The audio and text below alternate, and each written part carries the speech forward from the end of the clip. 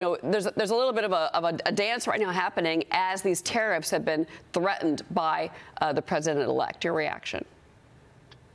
Well, she's relatively new. Chairman Michael McCall and I went down with him to Mexico on Codell back in February. And we actually met with her and her opponent. They had two women running for president, going to make history in Mexico's first woman president. And so she's kind of changed her tune since then. She seemed very willing to help back then. Of course, now she's in office. She's probably getting pressure from her left, probably getting pressure from her people. And she's trying to, I guess, start to waffle a little bit. I'm a little bit concerned about that. You are? Okay, yeah, because, certainly when she says that, we're going to respect human rights, the whole reason that we have had a change in leadership in this country, the two biggest things, the economy and immigration, both of those stories are tied to this tariff threat. Both of these stories are completely tied to Mexico. As far as the border, there's another story that is emerging this week. Some oil executives and lobbyists are now urging President-elect Trump to strike a deal with Venezuelan President Nicolas Maduro. More oil, we buy from them, fewer migrants, and maybe we get to send back some of these criminal gangs back to Venezuela. The Journal reporting that, quote, Maduro himself has floated a reset with Washington in his first government. Things didn't go well for us with President-elect Donald Trump.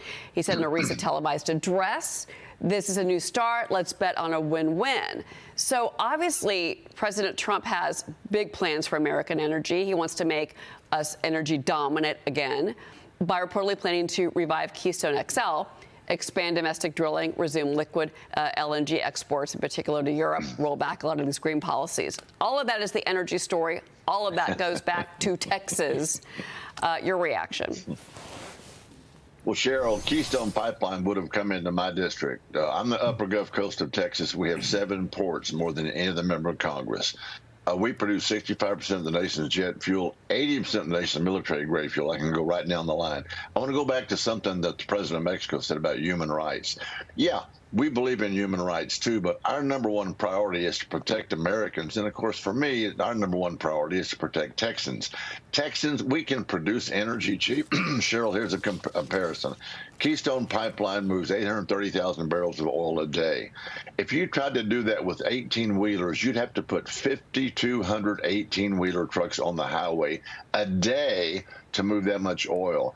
Texas has the ability, United States has the ability to sell energy, to export energy, to produce energy, if we can get the government out of the way. And that's what Trump is aiming at. Yeah. Also, too, just really quick, my one fear about, I called it a deal with the devil at the top of the show with Maduro. This man is ruthless. He is a murderer, and he has retained power, his grip on power, which many in Washington say was not a true election. It was an illegal election. So right. What do you make of us? What do you think this relationship with Maduro should or could be, considering that the Venezuelan migrants that we now have in this country are causing havoc in this country? Well, absolutely. We don't want to make a deal with the devil. And look, those Venezuelan migrants, those gangs that you're hearing about and talking about, they are some of the most ruthless. You can't trust Maduro. When somebody shows you who they are up front, believe them. He's a dictator. He's a ruthless dictator. He can't be trusted. I recognize our oil companies and our executives, they want the ability to be able to produce more oil, sell more oil. I get that. But there's an old saying, you don't want to dance with the devil. And I'm afraid that that's exactly what we'd be doing. All right. Congressman Randy Weber, thank you for joining us today. It's always great to speak with you about what is happening at our southern border. Thank you, sir. Thank you, Cheryl.